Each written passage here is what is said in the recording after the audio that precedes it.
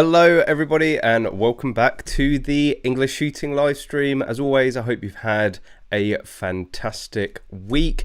Hopefully lots of shooting, and despite the competition season dying down, I'm successfully at the moment filling my calendar up with a lot of various shooting bits, which we will be talking about later on in the stream. We've got to have something positive and positive shooting related to talk about, but of course, for anybody new, please get involved, ask any questions you want to ask about UK laws, about guns, ammunition, or anything really. If you've got a question, we will always try to answer it and have your opinions heard. Don't be scared to disagree, don't be scared to agree. It's quite uncommon on this channel for people to agree with me, but you can do it. And of course, most importantly, don't forget to hit that like button. It really does make a difference. It costs absolutely nothing, but helps share the video, share the channel, and hopefully, more importantly, share this sport. And if you're not subscribed already, hit that subscribe button. So yes, a few topics for this evening.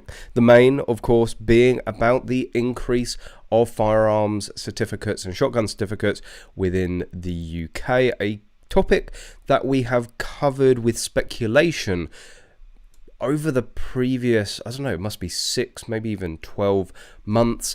Well, there's something a little bit more substantial and tangible that has come out, which we will be discussing in detail. We're going to be talking about the lead consultation. If you haven't done it already, then do it. I'm literally going to put the link in right now. Yes, I know so many of you have been asking for a asking for a video going through it. I have purposely wanted to leave it closer to the end. I found that if I'm right out of the gate with things and, you know, do it with months of preparation, people go, oh, I've got months to do it, and then forget about it. So there will be a video out this weekend or early next week. It is filmed, just needs to get edited. And I think we will go through the consultation live on stream tonight. It won't be as much detail as the full video, but will hopefully give you at least the bare minimum, because you just need to go and write something. It sort of really doesn't matter. We're looking at the bare minimum for a large response to show that this is important to people and important to the shooting community. So that is the very least, to actually just go and respond to it. And we're going to be talking about a very interesting match that has been recently announced that's going to be held at the Prohoot firearms range in Llanbradach in Wales. Of course, they hold the Welsh Shotgun and Welsh Mini Rifle Championships, and they are moving on to bigger and not necessarily bigger and better things, but certainly they're going to crank it up to 11 and put on a match which I'm assuming is going to be very similar to the Finnish Brutality, and it will be open to all. I believe it's not going to be an IPSC or a UK PSA thing. Pretty much, if you've got the guns, you can enter it and compete in it. So we'll be maybe speculating a bit about what we can expect from that based on the terrain that they have there and the amazing stages that they already put on in other competitions. Waffle City. Well, I do like a little bit of maple syrup on my waffles, so hopefully I'm sweet enough with this waffling. So yes, if that wasn't a hint, let's get on to the main thing. Of course, if you're watching this recorded or watching this non-live, you can just fast forward. And if you don't like what you're seeing, you can leave. No one's forcing you. Bye. Views plummet. So the main story. So this is something that I get. I can't remember how often. I think it's potentially monthly that this comes through onto my email. It's the publishing house for this is quite a big company within the UK. They're responsible for many different things. This isn't just the only thing that they do, but more importantly, the people that write this are very well connected within the gun trade and are very attuned to what is going on. So we have been speaking about an increase with firearms licensing, and I have been really without any concrete or tangible evidence, only putting one and one together and using a bit of my trusty gut feel that we were heading towards a fee increase. And funnily enough, I think the amount that we've been throwing around is probably about £200. So at the moment we're charged in the region of sort of £80-90, depending on what certificate you go for. So it's a pretty significant increase overall. This pretty much confirmed it, and there's also been a piece. I know that's about the range. There's also been a piece on Field Sports Britain, even further cementing that this is pretty much going to happen. All of the right people are talking about it. They wouldn't be talking about it to this degree if it wasn't going to happen. So first of all, what does this article say? A major review is underway to determine the extent to which the cost of firearms licensing will need to go up. Straight away, the language of this is very definite. There is a review underway, and firearms licensing will need to go up, probably at the end of next year. Again, this article sounds again very speculative, but the people writing this, they wouldn't do this without a foundation. Unfortunately, the really big source, or the best source of where this actually happened, the GTA, if you go on their news site, there's absolutely nothing. Whoever is paying the GTA their memberships, you have to really ask what you seem to be getting out of it. It's pretty much some of the biggest news in firearms licensing, and yeah, well, anyway, you'll see why that's a little bit more important in a sec. With the Home Office and the police in agreement that the service should essentially pay for itself, we will be talking about that in great depth in a second. We can expect the cost of firearms. We can expect, again, seems very definitive in their belief in this.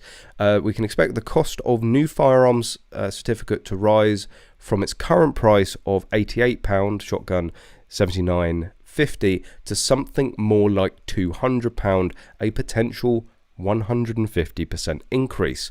While no one wants to see their costs rise, the hope is that the new regime, interesting choice of word there, will help to clear the current backlog, don't get me started, in the issuing of certificates. But for now, the delays caused by COVID, sorry, that's not an excuse anymore, exacerbated in many cases by limited resourcing. Again, hire more people.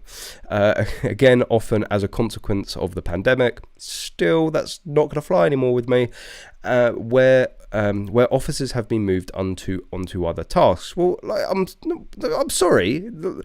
Their firearms licensing department, they're there to issue certificates. Why have you moved them on to other tasks? Well, of course, are you talking about the new suitability checks and the new statutory guidance that was brought in that, of course, they had 2 years to prepare for? Again, I'll try not get started and cover old ground.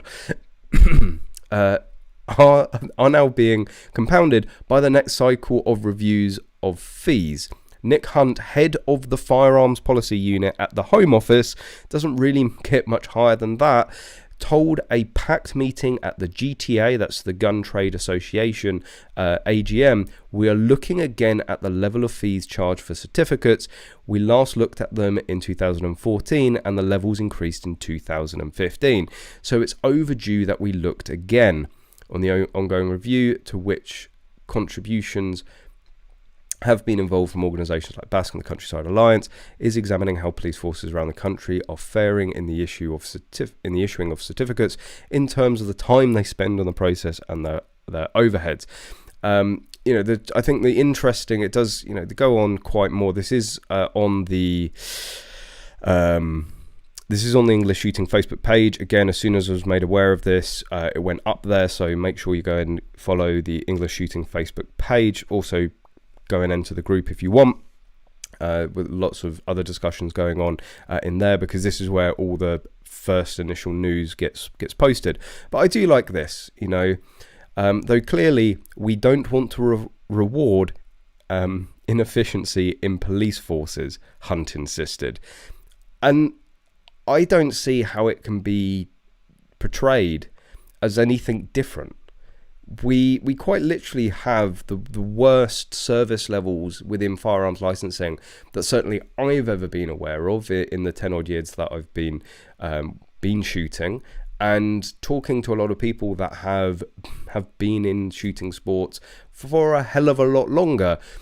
It has never been this bad. So at the point that the service levels are at their worst, they want to charge us the absolute most, not just a small interest, inflation adjusted increase. They want to increase it by 150%.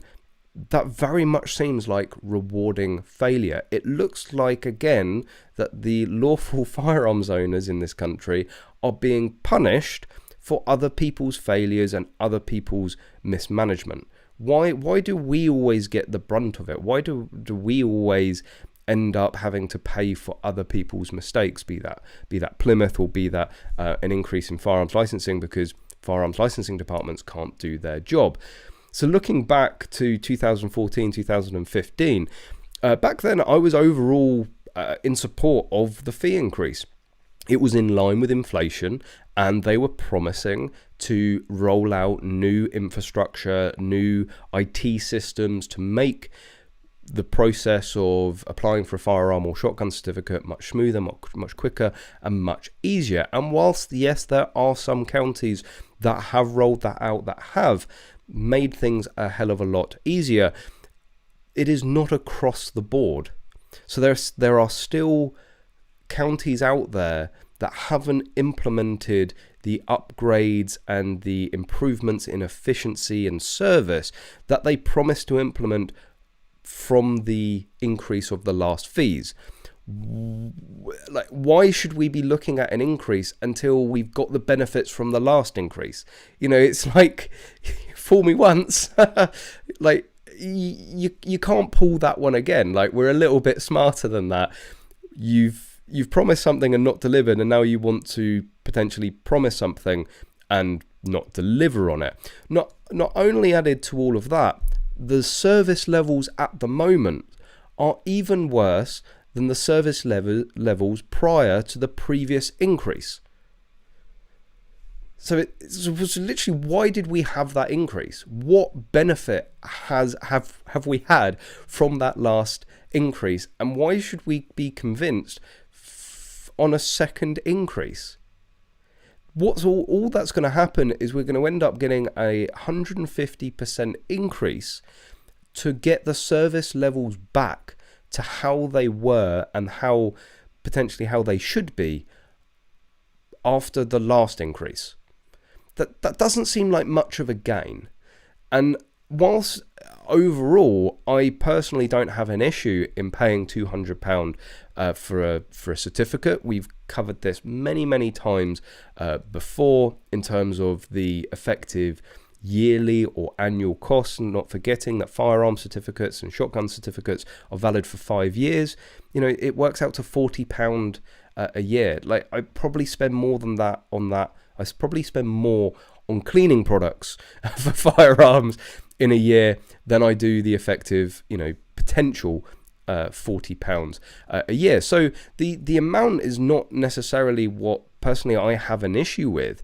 It's this presumed, it's why can't they do the job now?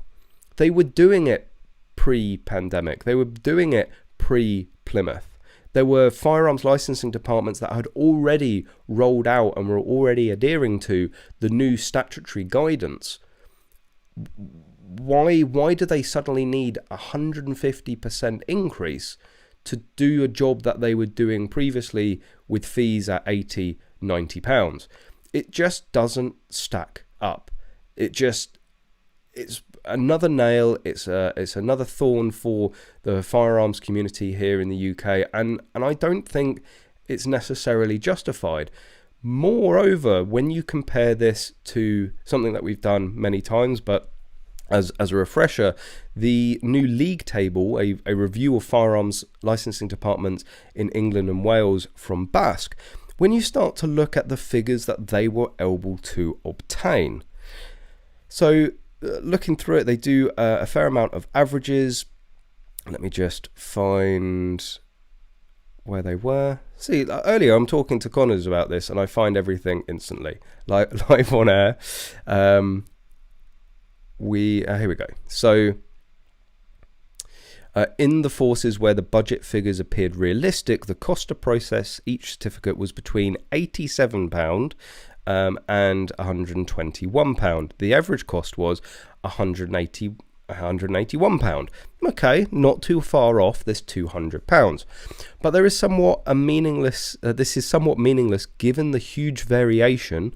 Because there is a huge swing there. That 500. That is an outlier and is skewing the average. 7 of the 13 forces with the best turnaround times managed to produce certificates at a cost of between £118 and £194, with the average cost of being £140.96. So where are they getting £200 from, right? That's the number. I think at the very max, that is the number that we should be looking at to deliver the best service in the country. But even more so, added to that, it is there was a couple of things, and Connors seemed to be absolutely on fire, coming up with all manners of interesting thoughts. The first thought on this is an interesting amount of firearms licensing departments with missing data. I think the majority of missing, probably more firearms departments that didn't give the data or give their budget amounts to be able to give this cost per certificate figure. Why is that? Right? Others were able to do it. Why weren't they all? And I don't know, maybe Connors was just wearing his tinfoil hat today, but he said, well, what would those figures be? Is this a case of actually the ones that are missing are even lower, right? The ones that are missing, they're doing it for sub £100.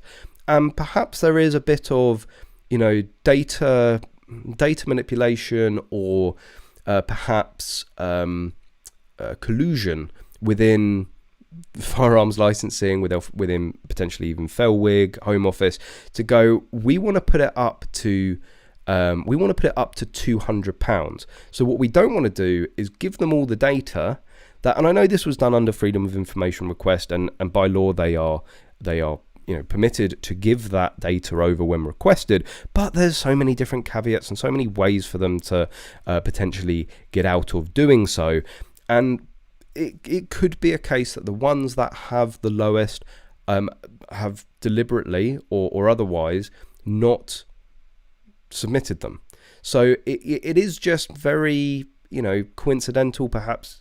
It's a chicken and egg thing, or it's on purpose, but the average of all the data given gives £181, very close to the 200. But actually when you look at it, the best performing ones are 140. So is this number deliberate, or is this all a bit tinfoil hatty? But the disparity again is absolutely incredible. You have some departments that are able to process certificates for £42.21, £82. So based on these, they're already profitable.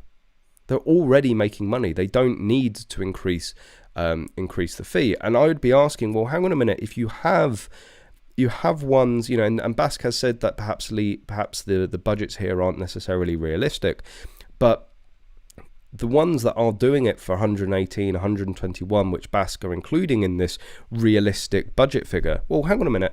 If a department can do it for £121, £118, why can't the rest? Of course, there are things to consider, which we found a very interesting comparison by absolute luck.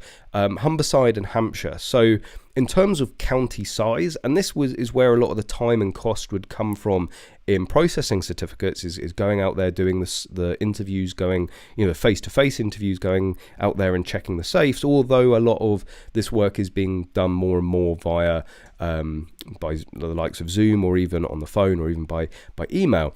But Hampshire and Humberside has a total area of, I think, around 3,500 square kilometers. Hampshire has a total area of around 3,600, 3,700 square kilometers. So very similar in size, okay?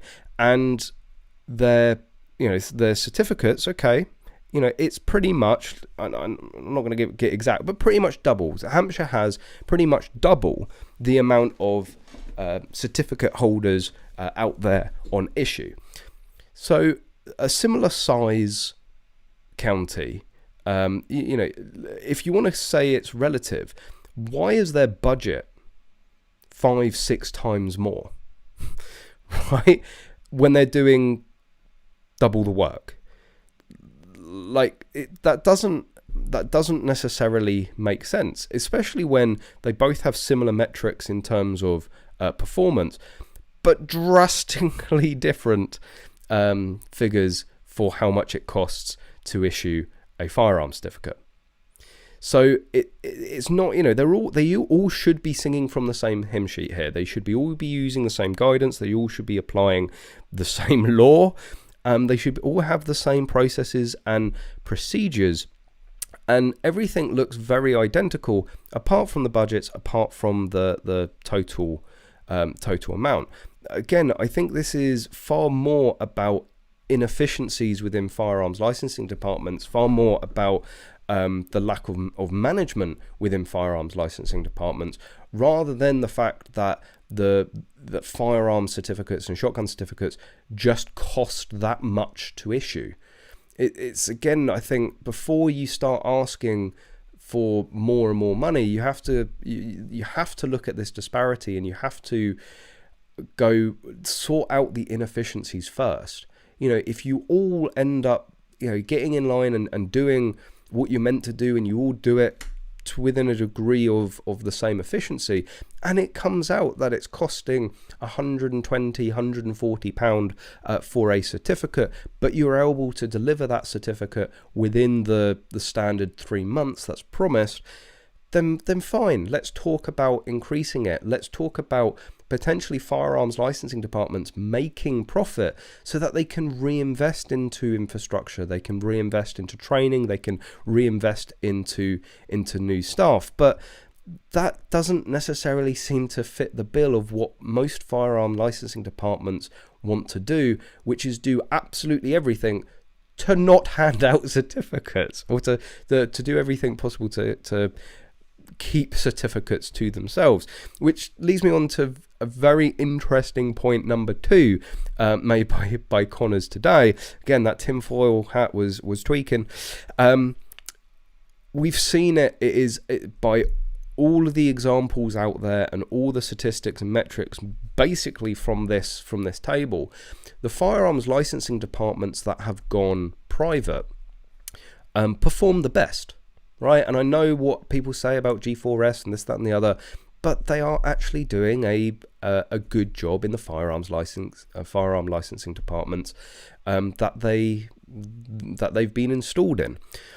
So why wouldn't, you know? I'm not saying the police don't want it to be privatized, but if you could think of a reason why they wouldn't, it's because when you privatize firearms licensing, the company is going to make more money with the increase of certificates. The more certificates they issue, the more money they're going to make. There is going to be a link there, a performance link. There is going to be, you know, suddenly if the amount of certificates in a county double, that private company is going to go to them and say, hang on a minute, we're doing more work now, we need more money. And certainly with a fee increase, £200 would instantly make the majority, if not, 99% of firearms licensing departments profitable overnight, that is going to be a major attraction to private companies. So their incentive would be to give out certificates. You can almost imagine it, just dream for a moment, a private company going out of their way to advertise shooting and firearms ownership within the UK, or certainly within the county that they are running the firearms licensing department, to be able to increase the number of applications being submitted, increase the amount of licenses that are out on issue, which of course would naturally increase their profits, which I think there's going to be a lot of firearms licensing departments or police departments across the country that really don't want that. They do not want people. Incentivizing others to go out there and get their certificates. They do not want private firearms ownership advertised. They do not want new people getting into this sport. Ask me how I know. So it just, I am not against the idea of a £200 certificate, but on principle, I'm against doing it now. I am against rewarding failure, and I don't think there's a good enough argument there at the moment, whether you look at the efficiencies and the performance through this table, and the service that is being delivered, or you look at the failures that have been made. Why should that be deserved when they could previously perform at certain levels? Why do they suddenly need more money now? So I think it should very much, I don't necessarily think that we should all go out there and oppose it, but we should have our voices heard at the very least. That I don't think this is justified, and I certainly don't think that this is deserved. Of course, we did all have the chance to have our voices heard on this, and we got that pitiful response to the survey. So don't say I didn't warn you, and don't say you didn't necessarily have your chance on this. So really, the crux of it, like, is there anything that we can do? Unfortunately, I don't think so. Apart from the usual writing to your MPs, if this has really sort of fired you up and has annoyed you, if you're one of these people that have been waiting 6, 12, 18 months, even 24 months in some cases for your certificate, and you're thinking, hang on a minute, they're asking for more money and I still haven't got my certificate after 24 months, then the best thing to do is to write to your police and crime commissioner, is to write to your MP and have your voice heard on it. It's really only at a government or Home Office level that this can be changed. Of course, there is BASC, there is the Gun Trade Association, there is Countryside Alliance, none of which has said anything at all about this, might I add. So far it's just been Field Sports, Channel News, and the Gun Trade News, and on this video, this is actually where we get a lot more confirmation and a lot more information, where they actually confirm that, where it doesn't in the article, they confirm in this video that this member from the Home Office, this person from the Home Office, actually said the number £200, and they said that we are looking to increase it. So this video does really cement what the Gun Trade Association, the Gun Trade News, is saying within their article. But I think it's absolutely madness that the AGM, like, where's the news? This is the biggest news, right? Where is it? I haven't seen it posted anywhere. Why is it these effective news outlets that are doing it and not the organisations that are being paid? So I don't know. Let me know what you think about it. I think generally a lot of people feel very much the same from what I've seen of comments on the posts on these that people were like, yeah, if it's 200 quid, it's 200 quid. Again, it's 200 quid every 5 years. In terms of the cost of shooting, you know, there's a lot of other costs that add up to significantly more than that. Of course, I am aware that there's going to be people where coming up with 200 quid for your certificate is going to be the make or break of getting into the sport, which is like, I don't want any more barriers to getting into the sport. I don't want it to be any more difficult.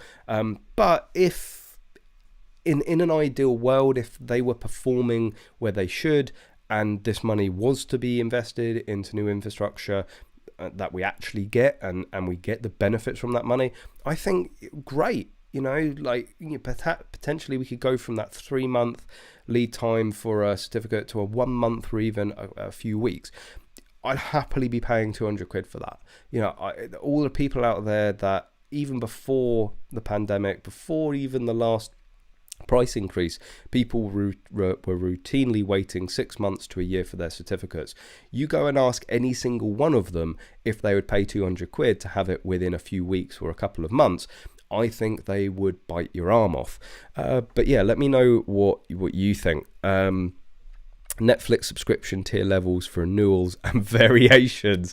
So you can get like a family subscription, and you know, you just have to make sure that you change your password after you break up with your ex, so she can't continue using your firearms certificate.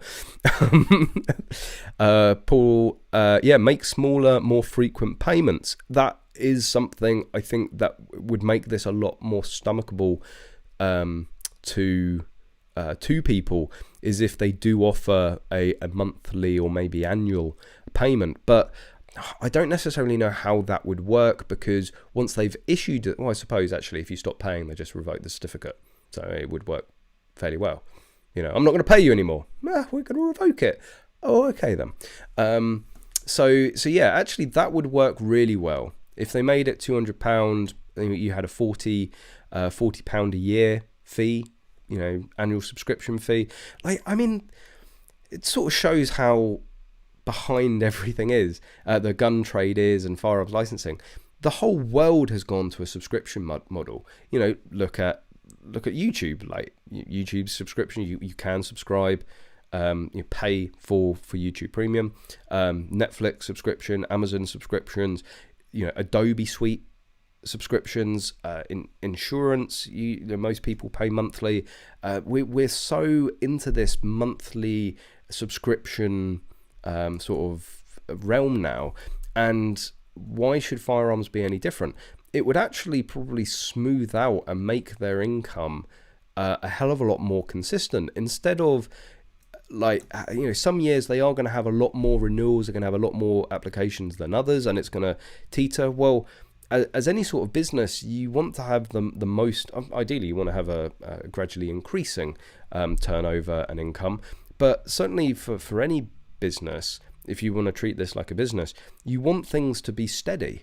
You want a steady, reliable, dependable income, because for firearms licensing, if there is any deficit, they're the ones that are going to have to go to the chief of police and go, please sir, can I have some more? And there are going to be massive swings in that. Sometimes, you know, you're going to have, you know, like if there's 20,000 certificates on average, that works out to 4,000 renewals a year. You could have quite a significant swing, and when you're talking potentially £200, it would be less for a renewal, but let's say £200. You know, a 10%, 20% swing in that is a significant swing in their, you know, in their income. So it would actually work out better for firearms licensing in terms of their budgeting and forecast and staffing, because, you know, if you get these 10-20% swings in the renewal fees each year, in the total amount that is going to come in, you could see, you know, effectively a member of staff's salary disappear from your budget or from the income. So, you know, that's perhaps that is one of the issues that firearms licensing has, is maintaining a level and consistent you know, staff numbers. There may be years where they're sat around idle. There may be years where they're sat around rush off their feet. But if the income's consistent, they can keep the same amount of employees and people working on it. So, yeah, actually, I think that's a really good. That would be I think, a very, very good compromise. It actually reduces the barrier if they go for an annual payment or even a monthly subscription or payment. Although you'd need to administer that, which would cost more money. Swings and roundabouts all round. But yeah, instead of it being £90 for your coterminous, I think that's what the coterminous is. Instead of £90 up front, okay, it's £40 a year, but the initial payment is £40. Well, then it's cheaper. Initially, it's cheaper. It's more money to spend on your first gun or first ammo purchase. So yeah, I think that would work incredibly well.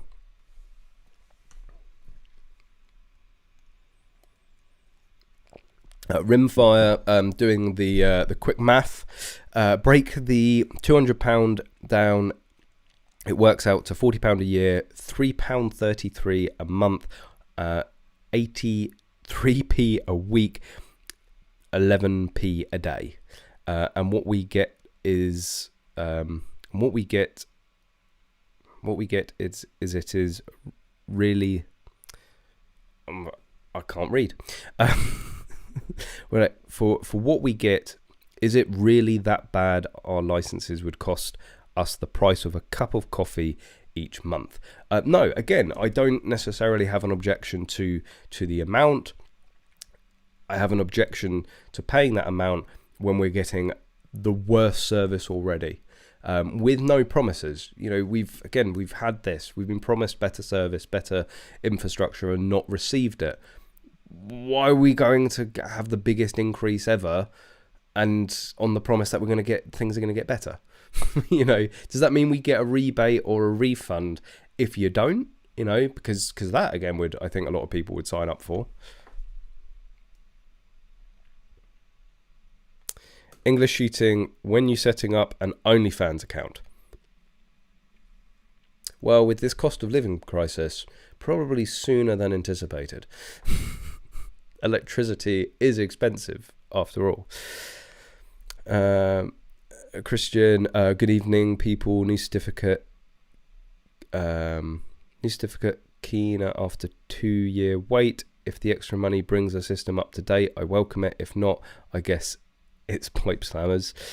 Such a price increase would make perfect sense. They know we are going through an economic collapse, so quadruple the price of certificates. People will say it's not worth the money and won't afford it. Again, that is an argument that has been brought in many times, and whilst personally I don't have the issue with £200, I know there will be a lot of people that won't be able to stomach that. It should, and I know at the end of the day there is the argument that it should be free. We're not the ones asking for certificates. We're not the ones asking for firearms licensing departments. It is very much thrust upon us. If that's going to be gift. So, it's for the public. It's for public safety. Shouldn't that be covered within taxes? Overall, have I ever worked out the total cost? I think it's like 650 total. 650,000 certificate holders. It might be less, a little less, times 90. Well, no, that's is that individual? That's £58.5 million. If you say that there are 650,000 individual certificate holders, and if you say that they all have a coterminous at £90, that is £58.5 million per year. In the scheme of things, that's actually not a lot of money. I'm not saying £58 million is. I would love to have £58 million, but in the scheme of policing and government, that isn't really a huge amount of money. So I still think there is an argument to say that it should be free. It should be a service that is provided at no extra cost within within our taxes. However, I do very much sit on the side of the fence that says it just removes one extra tool in the anti's arsenal to come at us for. You know, I would happily pay £200 to shut up Jill Marshall Andrews and all of the other the antis that go, oh, not only are we giving people licenses to have guns, you know, we're paying for it. Taxpayers are subsidising it. Of course, when you look at Basque's table, that's arguable. But yeah, I think it's more than worth us paying that sort of money, so that argument can no longer be used. Well, hang on a minute, we pay our own way. We, at £200, we would most definitely be paying more than what it costs. So we're now paying effectively additional tax to do our sport. Never mind the VAT and other taxes we pay on the equipment and consumables that we buy on the sport that contribute to the economy. You know, this is a multi-billion-pound industry and economy that is, you know, the government at the moment needs every penny it can get. So don't be removing the shooting. Well, that's what they're doing, isn't it? But it's generating millions of pounds a year, probably tens, if not hundreds of millions of pounds per year to the government. So we sort of already more than pay our way in the hobbies that we do. Stig Carbon Creative, will there be any change on RFD? Thank you for your continued efforts. Well, very much appreciated. Thank you for your continued viewership. Good time to say that if you are watching, hit that like button. Again, it's free. It does make a big difference. It's literally right there. Like just your finger, just move it, click. It won't bite. It won't cost you anything, and does really help.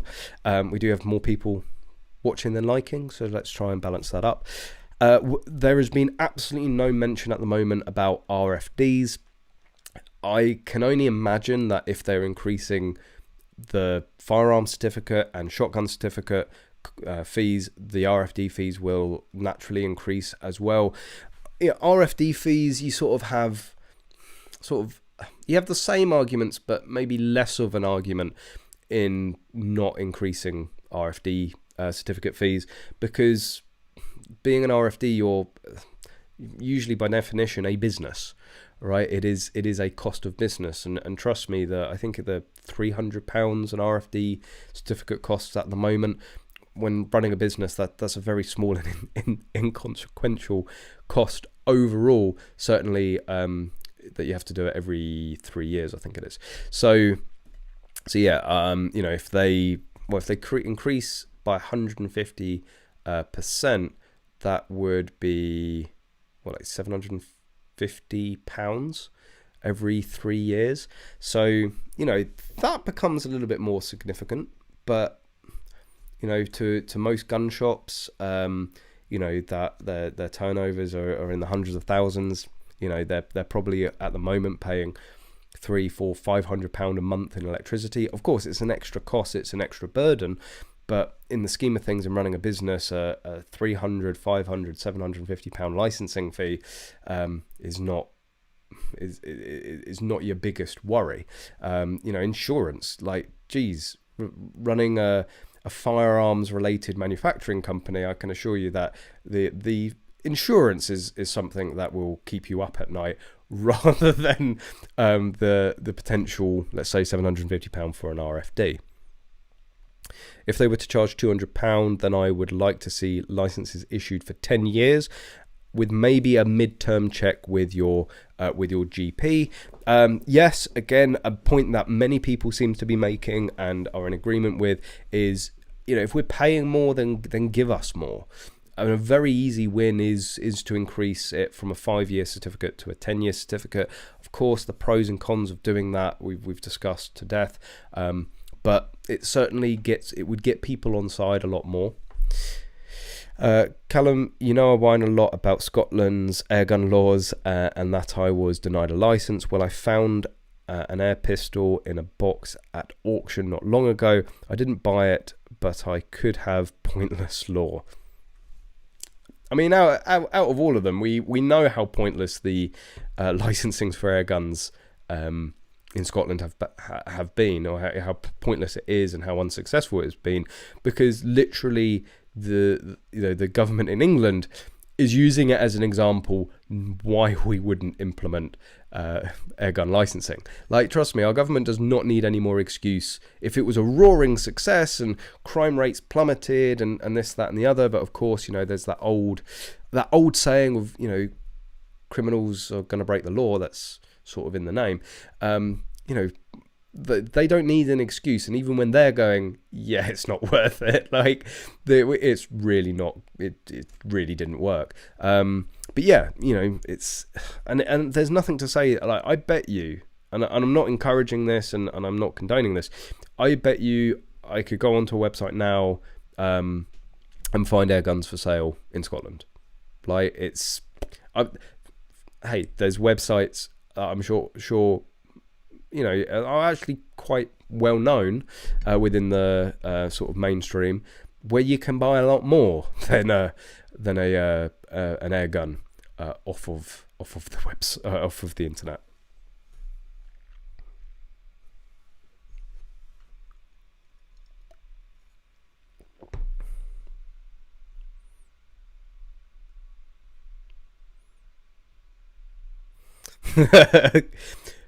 Good Humberside, shit, I overpaid. That's it. They should give rebates, shouldn't they? Actually, it only cost us £40 this year to issue certificates, so I can have the rest back, please. Like, what did I pay for? It certainly wasn't for the small talk. I'm not saying that's what it should be, of course, but I know I'd quite happily pay £500. Yes, again, there are going to be people that go, make it £500. Like, think of the game shooters. Think of the people that they go and spend £1,500, £3,000 for a peg on a game day, and they will do 10, 15, 20 game days in a season. You think that they're worried about spending 500, 1,000, make it even £10,000 for those sorts of people. They're not going to sniff. Not when they're paying that sort of money to be able to own their 50, 100, 200,000 pound match paired shotguns. Of course, it does. There is the argument of it makes it a little bit more elitist. It makes it for people with higher disposable income. You don't get the wonderful breadth of people that we currently have within shooting sports. For all the negativity and the issues with firearms licensing and potential fees going up, it's still an absolutely amazing sport that you continue to see people from every single background, from from the full spectrum. Yeah, you see a full spectrum of people, from like I'm not gonna the general comparisons of people that are even unemployed, people that are on benefits that go out and enjoy this sport, to people that earn millions of pounds, and they will be usually on the same range and sometimes with the same guns, and it's shooting really is it can be quite it is an all-inclusive community, and it's quite a sort of leveling community. When you're out there on the range, it doesn't matter if you're a doctor or you're a checkout operator. Like, you're all doing the same sport with the same equipment. Like, it just everyone's like equal within it. And yes, there are extremes. Of course, we have areas of elitism and this, that, and the other.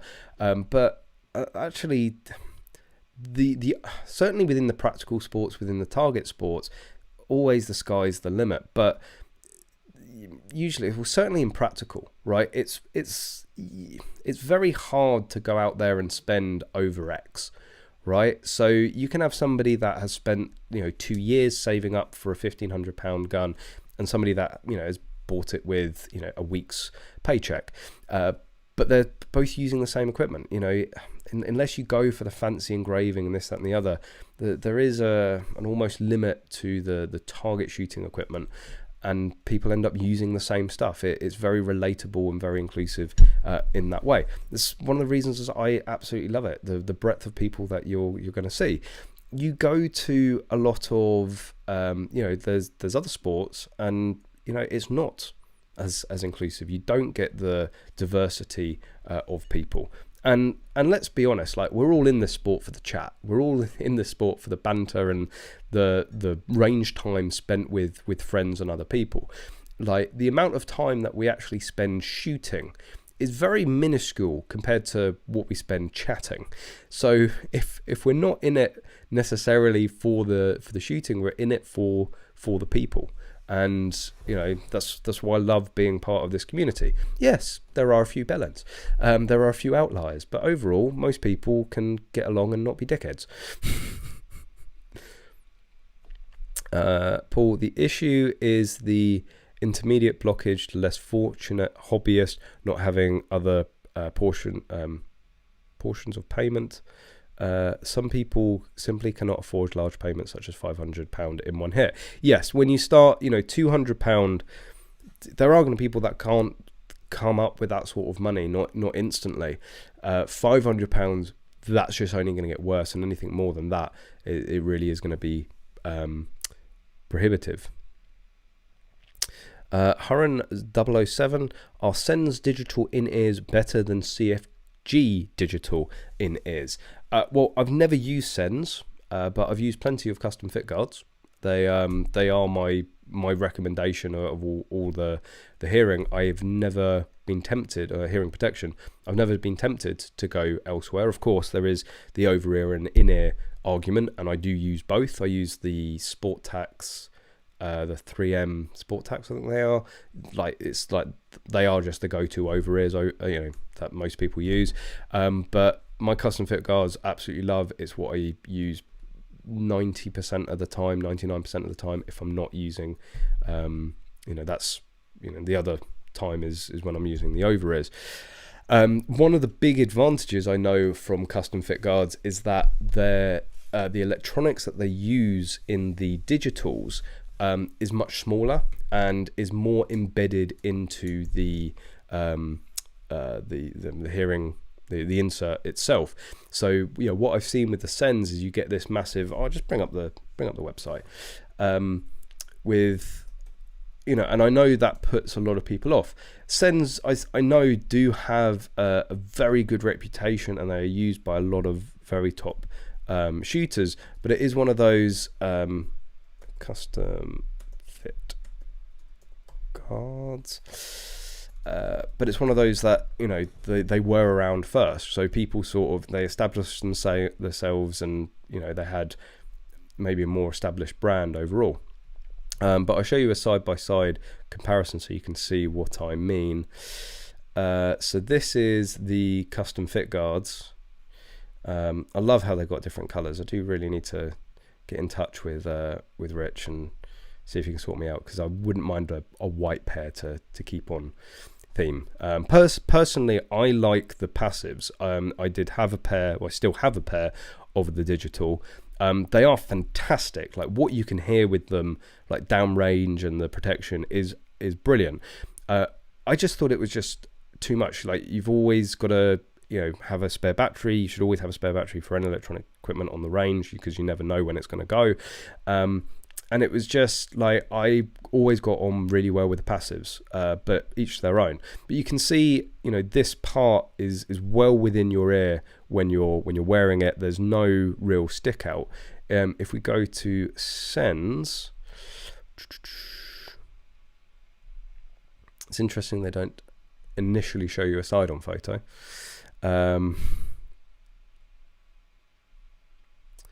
You can sort of see it from there how the electronics really do stick out of the ear, and I know that from people that have had both and tried both, that's what they say, is it feels not necessarily that they're going to fall out, but there's a little bit more weight because it's further out in the ear, and they're a little bit more bulky. but also the price. They start from 459. I think that's pretty much their standard range, 459, and so custom fit cards are cheaper, and they will come to your home. I don't know if Sens does that, but yeah, I might be a little biased because in terms of custom hearing protection, I've only ever used custom fit cards, but that might say something in itself. And also, I believe if you quote EnglishShooting when you use, and I don't get any sort of kickback from this, I will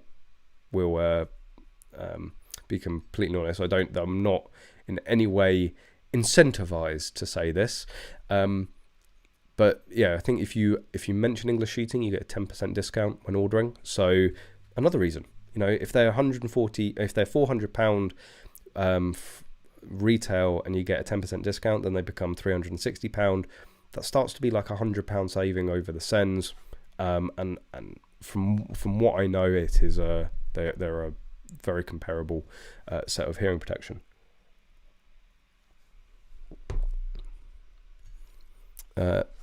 Evil Closet Monkey, I do love some of your guys' emails, some of your guys' usernames. 300 to 400 for electric a month. My club's Phoenix Range Barnsley electric bill was £1,700 last month. Yeah. Do you really think that he's worried about £750 every few years for the certificates? No. But that is a lot. But then we've been very lucky at Magload, I think, overall. Like, bearing in mind, we have some pretty power-hungry machines, mainly the Hardings, which is a 3-phase lathe, that can be pretty much on consistently. We've not seen that yet. But then, a range has multiple rooms, a lot more heating, and the like. So you can understand it is, with us, we just, give Paul a blanket and then he's okay. Paul, where's my custom fit cards? I don't know, Paul. Maybe you should start a successful YouTube channel and then, you can affiliate with them.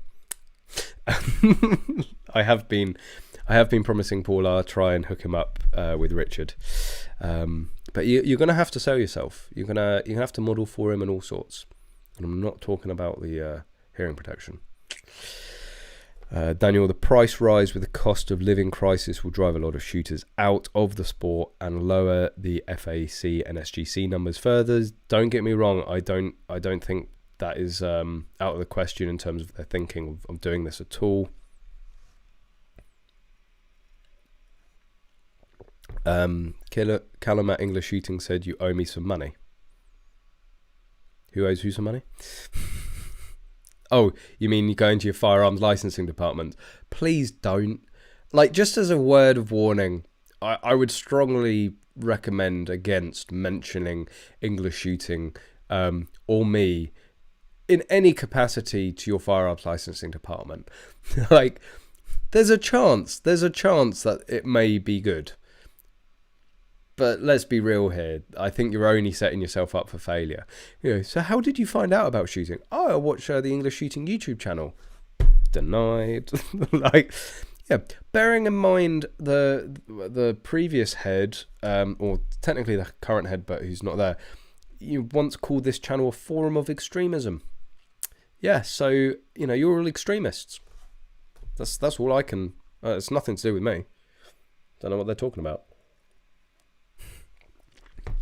I'm an extremely good shooter, if that's what they're talking about. That needs to be a t-shirt. I will mold that over.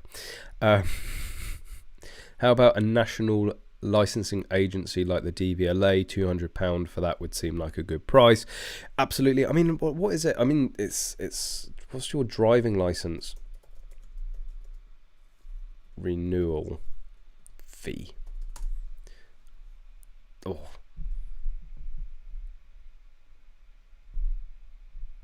Spy driving license. Oh no, it's 34. Oh, it's giving me all these different figures. First full driving license.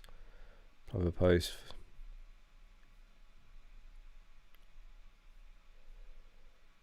renew a driving license. Renew an expired, renewing because, oh, you don't. I swear I had to renew my driving license soon. At some point. And anyway, there are loads of things that we have to continuously pay for to renew and update and keep going. I don't think firearms licensing necessarily should be any different. California ban lead for hunting, but they can still use it for target shooting. Will the UK just end up like California then? So target shooters will still be able to still be allowed to use lead. That is a very good segue on another very important point that we wanted to touch on this evening in terms of lead. So, like, will the UK end up like California? We might already be there. But yes, that does seem to be where things are heading in terms of the lead. It's what the report, if those of you that don't know what I'm talking about, which rock have you been living under for the past few months? Probably the same rock as the NRA. So there was this proposal for the restriction of lead ammunition. This was for all outdoor use. So target shooting, for hunting, for any use, for any gun, air guns, rifles, shotguns. Now, the real crux of it is that they've pretty much said not only do they really not have enough evidence to really propose any sorts of restriction, and you can really see that from the consultation that they've opened up, but they very much put in there that like it's really the hunting outdoors, it's in the less confined areas outdoors that they are most worried about. They're worried about lead being scattered everywhere. Now, again, there's sort of an argument to say, well, a little bit of lead everywhere isn't really that much of an issue, but of course there's the whole the food chain and this, that, and the other, and it's not getting lead into the food chain. But target shooting, I think very much from the flavour of this and the flavour of all of the organisations such as BASC, they're like, look, target shooting's, it's going to be okay. There may be some additional costs for lead recovery, some additional requirements and procedures for clubs and ranges, which, don't get me wrong, is going to add difficulties and extra expense and be another challenge in already a fairly challenging sport or business. But it's not going to, I really don't think it's going to be a ban in that regard. It is going to be the hunting, it's going to be the more rough shooting that would have the biggest effect overall. But let's so yeah, I think in that regard we're going to go very, very California, unfortunately, again. But more importantly, and I'm going to put it in the chat again, because like seriously, I cannot say this enough. If you are into your shooting, if you know somebody that shoots, you're interested in firearms ownership at all, you should be filling out this consultation. You literally, if you want a little bit more help, there will be a video out on the channel very, very soon, which I will, it'll be out this weekend or early next week, probably Monday or Tuesday. Just need to get the video edited. But let's go through a little bit first. And there was somebody that sent in a sort of a suggested. The first main comment is a suggestion of what you should write in the first box. So let's bring up that consultation. So if you want to click that link and follow along at home. Do you have a old fairy liquid bottle ready? Here's one I made earlier. So this is the lead consultation, right? This is the first page. Now, if you have issues filling out this first page, then I feel sorry for you. First name, family name, email address, country of residence. Are you submitting information as an individual or on behalf of an organization or institution? What I will say, it is abundantly clear going through this that this is more geared for organizations. A lot of the questions are really only questions that organizations could answer. That doesn't mean, though, it is any less important as an individual to fill this in. What we want ultimately is numbers. We want representation, not the pitiful response that we got from the firearm safety consultation. We need to have tens of thousands, if not hundreds of thousands. Then there really should not be a single reason that there aren't millions of responses from the shooting community. We are talking about air gunners. We are talking about firearm certificate holders, shotgun certificate holders. It affects all of you. There is literally not an aspect of shooting sports that this won't affect. So don't sit there say, oh, it's fine, I'll let somebody else do it. We should be getting millions of responses. HSC should see, and the government and Home Office should see, that it's not necessarily going to be as easy to steamroll this over people if we get a huge amount of responses. That's why it is imperative that everyone involved in shooting, even if you don't have a certificate, even if you've never pulled the trigger of a gun, if you want to at some point, if you are interested, you need to fill this out. It's about the protection long term. So you can share this stream, you can share the video when it comes out, or you can just share the link that I've put in the chat box. It will, if you're watching this, not live, then I'll put it in the comment section so you can click through to it.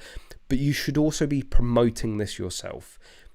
We have the greatest tool possible that's completely free and more powerful than any other media out there, and that is social media. If you have a Facebook account, you should be putting it on your Facebook account. You can write something along the lines of, look, if you know me, if you're friends with me, if you're a family member, you will probably know that I am passionate about shooting. It's one of my hobbies. This is incredibly important for me. Please, would you mind filling it in? And certainly, if you are a fellow shooting friend, then you need to do it. It's no point, myself, I can't remember what the Facebook page has. It's 5,000 or 6,000 followers. Me sharing it to 5,000 or 6,000 people is in nowhere near as powerful as 5,000 or 6,000 people sharing it personally, right? You have the power here to share it more than any other organization, than any other single entity. So share it and badger people to fill it in. So yes, even as an individual, it is still incredibly important to fill it in. Now it's gonna give all. Why does it always do this? I always try to dox myself. I'm just going to fill in so I don't dox anybody else because it's bringing up all sorts of information. Let me just enter in some noddy information. Do I need to add anything more? It's probably not going to allow me to... that it's probably not going to ask for. Right, so I literally just need to fill these boxes in because it really doesn't like if you don't. So you need to fill obviously those in. I'm sure you're capable. I'm going to fill this in as an individual. Where did you hear about the consultation? Well, you've probably heard about it from social media. The fact that that's an option and it's the third option should probably tell you how powerful this is. Nobody's heard it from there. Let's be honest, HSC, you're really scratching it there. Type of organization or institution, well, I'm doing it as an individual. So, again, you can start to see, I can see why people are confused. Well, hang on a minute, why is it asking for name of organization? I'm not an organization. Leave it blank, right? You're not an organization. You're an institution. Leave it blank. Just put in your details and select individual. You can tick that. You can see that is required. All of these don't have the required on. So, you can skip past that. I am content to be contacted. That's up to you. You can make a decision on that. I'm just going to click no. The appropriate authority contact me if they require any further information. That's up to you. I'm going to click no. I'm actually going to click yes to all of this, but you can click either. I don't think it's huge. Oh, give me 2 secs. As soon as I start writing stuff, it's going to bring all sorts of information. Let me put in just Gmail, see if that. So you do have to put a valid email address in. It's quite strict about that. Right, put that in. General comments. So yeah, so basically just put those in. Go to general comments. So here we go. This at the bit. So you've put your name in. That's the simple bit. The first page. I'm sure you can all get your heads around that. If you're not an organisation or an institution, ignore those. Select individual. Now you're on to this. This is the bare minimum that you should fill out. You can literally just write a comment here, up to 1,000 characters, and then skip everything else. Right? You do not need to order. You do not need to fill in any of the data. You can just have your say here. If you're not interested or it's too laborious, just like you could put something in here just as simple as, I do not agree with this. I don't think that the evidence it really suffices. You need to go back and you need to go back and do some more homework. However, there was somebody that sent me. This is page. That's page 2. Good. Left it blank because I didn't know where it was. So somebody sent me this, and again, this will be in the video. You'll be able to copy this, but I will say only use this as a guide.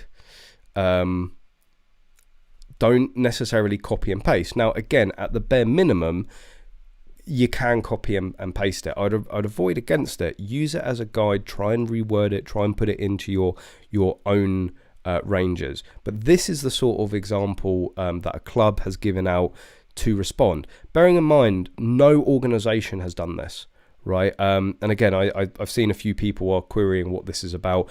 This is about the lead consultation. They're trying to ban the use of lead ammunition in outdoor shooting, including target sports and hunting. And this is the consultation. This is your chance to have your voice heard, right? So you can use this as a guide. Again, this will be in the full video. I may even put this in the comment section below. So go away. So that's just an idea. Again, full details will be in the video to come. But all you have to do at a bare minimum is fill this out, right? So let's go back. You literally have to click that link, put your name, put your first name, your last name, your email address, your country of residence, click individual, click where you heard it from, skip everything else, say yes or no to these, go to continue, and write your general comments and your thoughts about this consultation. And if that's all you want to do, fair play. Just do that. A response is a response. Yes, they might break it down. Oh, we had X amount of full responses and X amount of partial responses. But the overall figure that will be used will be the amount of people that at the bare minimum has filled out that first page and put their general comments. I cannot stress that's really all you need to do. Let's go just quickly through these. This is where, again, I think a lot of people are getting tied up and confused about this, because all of this page is about organizations and institutions, right? It is not about the individual. What they're asking you to do here, I would be very impressed. Of course, I'm sure there's many people that could give a very good, accurate estimation, but that is very, very dangerous. If you overestimate, it may effectively, excuse the pun, give them more ammunition against us. If you underestimate, it may call into the validity of the answers that the organizations will give. So I think ultimately it is safer as an individual, unless you have access to this sort of information and you want to supply that evidence, to leave this blank. So the agency does not have a reliable information of the quantities of lead bullets used in GB. Why on God's green earth are you writing a proposal to ban it then? Right? This is on a side note, the absolute insanity of this proposal. We do not have information of the quantities of lead used.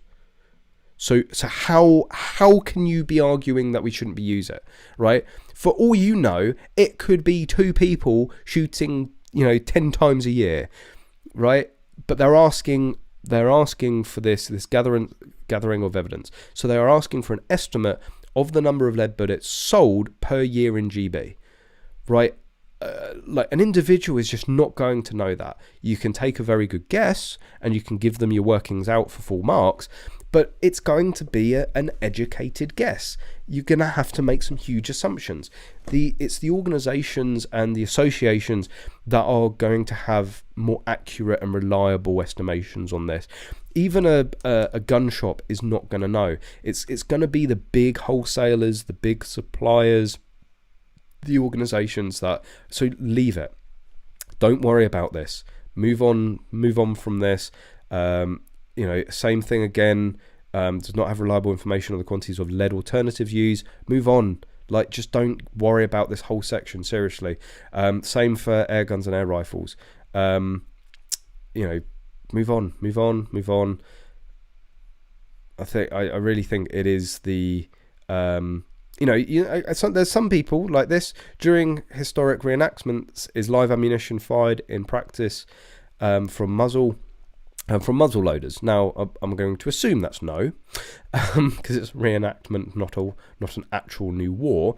But you might know that. If you do know it, answer it. But I think for most people, just move on. Like, I don't know that much about reenactment and muzzle loading. I'm not going to say anything. So just move on.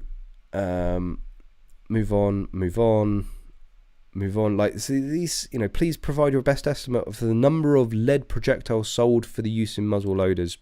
I haven't the foggiest. Move on.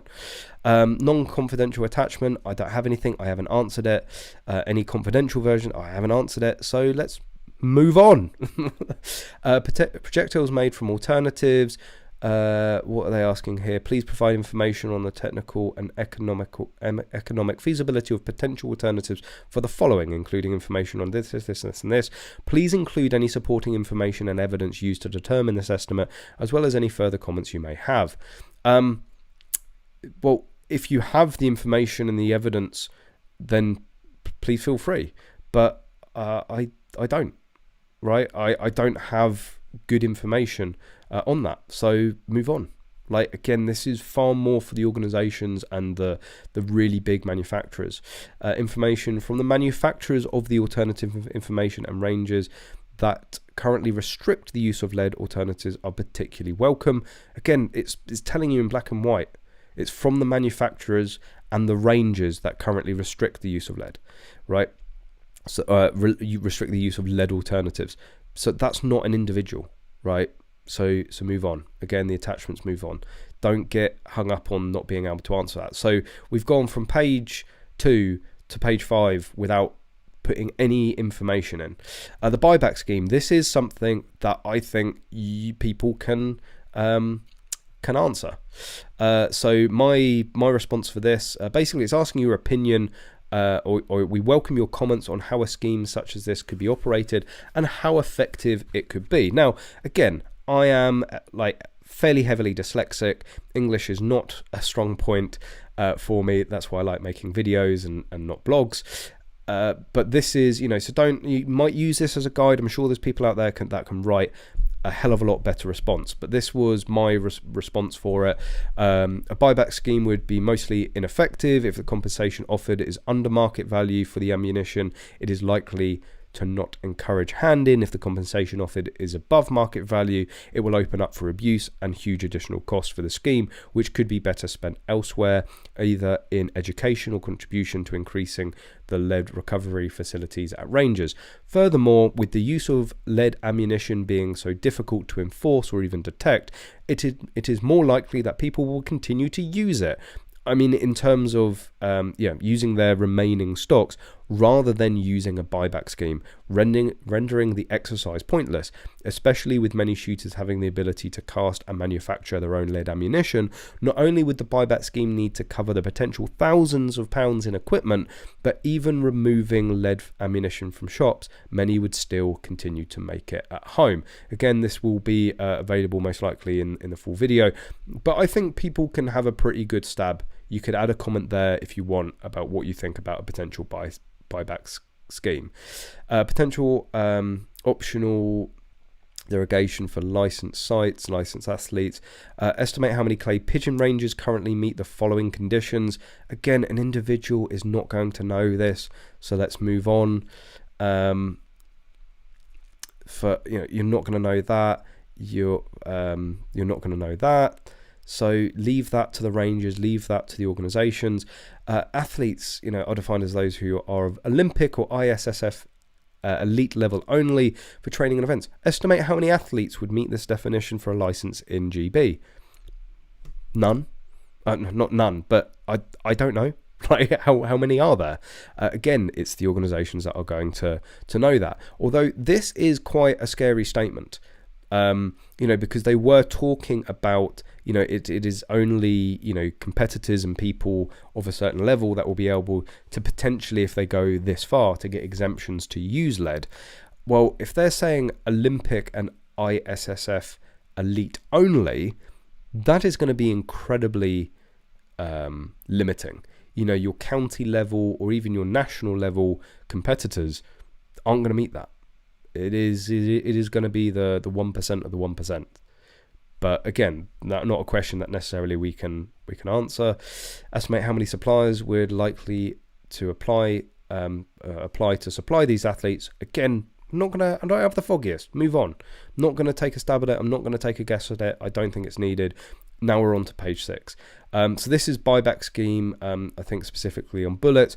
Personally, I'm going to copy and paste what I just read out onto this. I think the same applies. And then we can move on. It's all the same sort of questions around the bullets. Again, it's not really relevant to an individual asking this, so you can skip it. Page 7, impact assessment.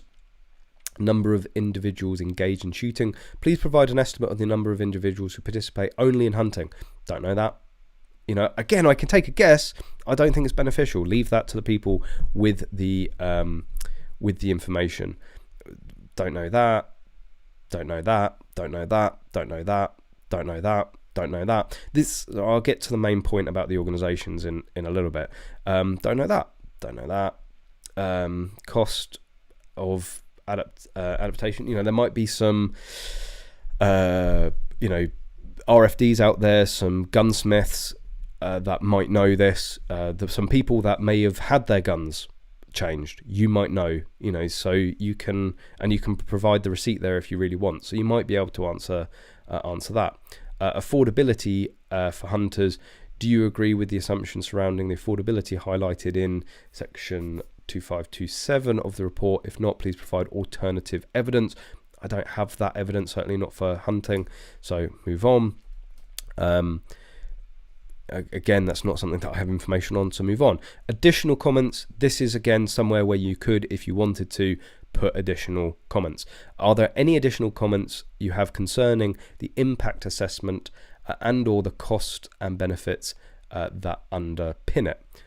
Now, I ended up, this was a mixture of, I got this from a mixture of sources overall with a bit of my own wording. Again, I'm not going to say it's necessarily the best response, but it's the response that I'm going to end up putting, so you can use it for your guidance.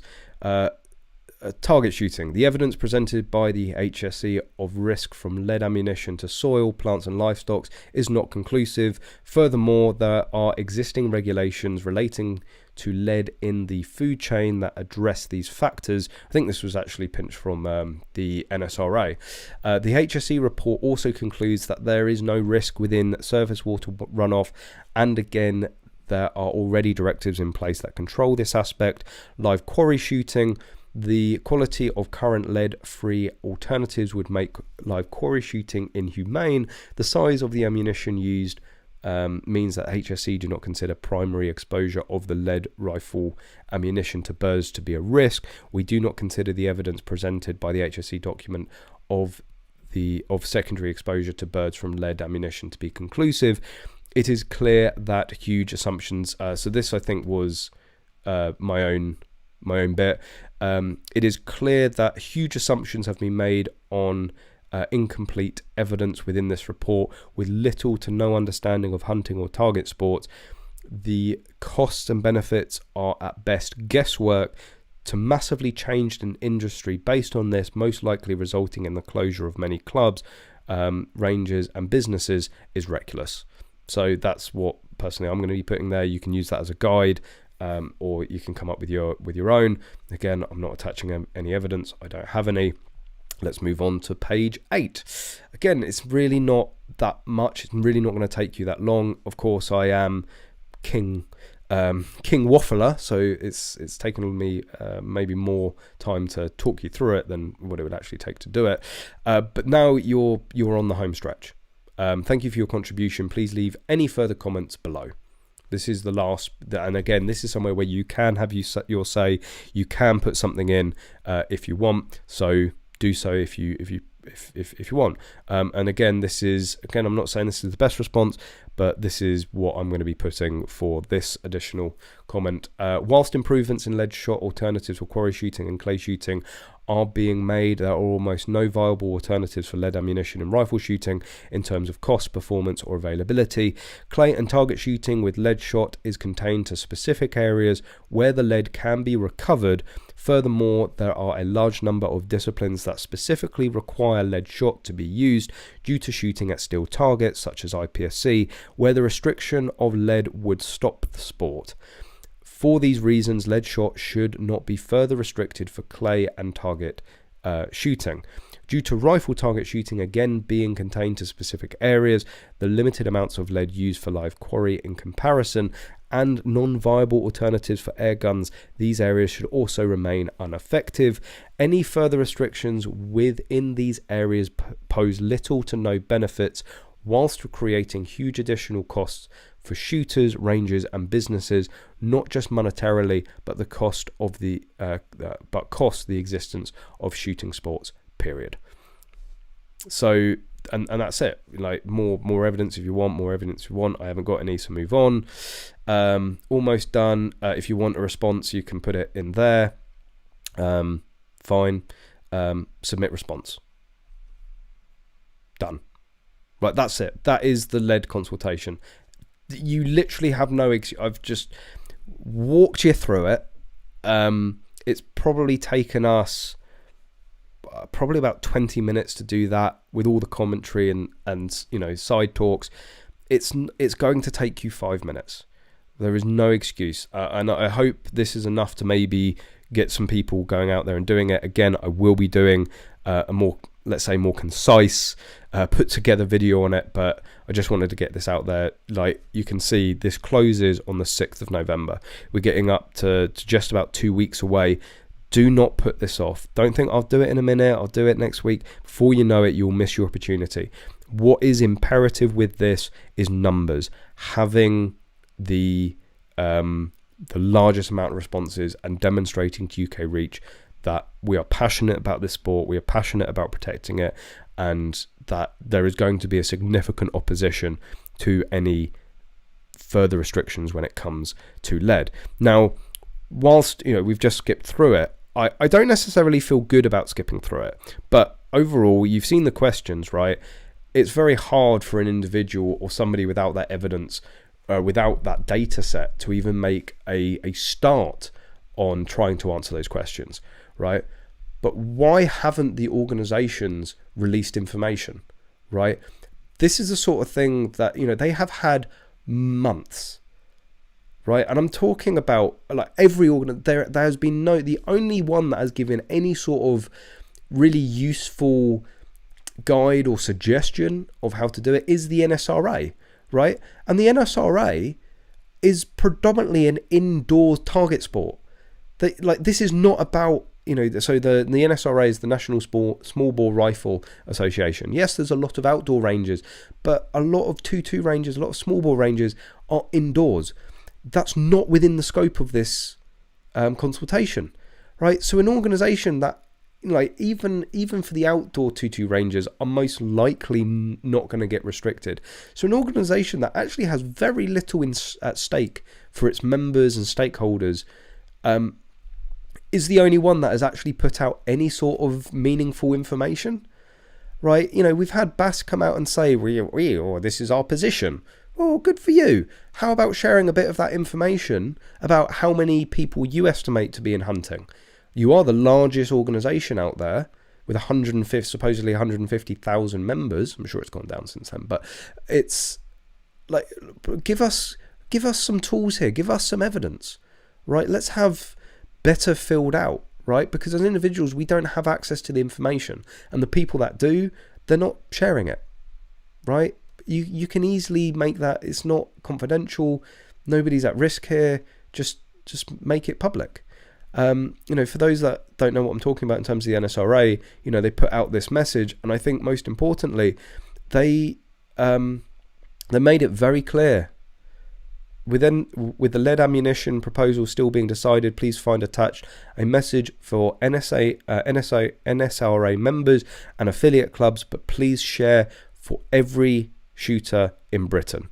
This message is not just for the NSRA members and affiliate clubs, but for every shooter in Britain. They go on about how important it is to fill it out, to have your voice heard on this, right? And the document that they released, which you'll probably see, where I've taken a lot of inspiration from, is here, right? So they're the only ones that have put anything out meaningful, right? Meanwhile, the NRA, and let's not forget that the majority of Bisley is outdoor shooting, right? An organisation that has quite a lot to lose, right? If they come after target sports outdoors, right? And they came out and they said, we were reviewing the 226-page document and will publish our response to the proposal by the 1st of July. Tumbleweed. Right, maybe they have, all right, but I haven't seen it, and I've been through their Facebook numerous times, and since this, the 6th of May, they've had since the 6th of May, right, over 5 months so far, and yet nothing, right? Again, the NRA is going to have access to the sort of information that could help individuals fill out that consultation fuller. So once again, it's a bit of a own goal for the shooting community, but don't use that as an excuse or an incentive to not go and fill it out yourself. Go and do the job yourself. Don't trust or rely on the organizations, the clubs, the associations. Go and do it. It is quite literally down. If you don't do it, like, nobody else is. So share it, promote it. You have 2 weeks to get as many people to fill this consultation out as possible. So yeah, that's the bit on lead. Hopefully the video will be a little bit more concise and less ranty. Daniel, mag update. What mag? The current update is what was the last update? Oh yeah, Connor's used it in the competition. The mag is now competition proven. It's just getting that final design. Literally every day this week, Connors has been on the injection molders. He did give them a little bit of a kick up the backside and said, like, look guys, we are like a whisker close, right? Just need, whilst he took them into competition, it's like, just need to smarten up this, improve this a little bit, then we're there. And to be fair, the injection molders have stepped up, right? They we had the quickest turnaround for new parts like that we've ever had. They did it in a number of days. They've actually remachined the molds. They've said, look, we're just going to redo the molds to get the absolute best finish and absolute best quality out of these magazines. We are literally days away from going to production, though we are very, very, very close. So some of you may have noticed that on the pre-order. So for those of you that don't know what I'm talking about,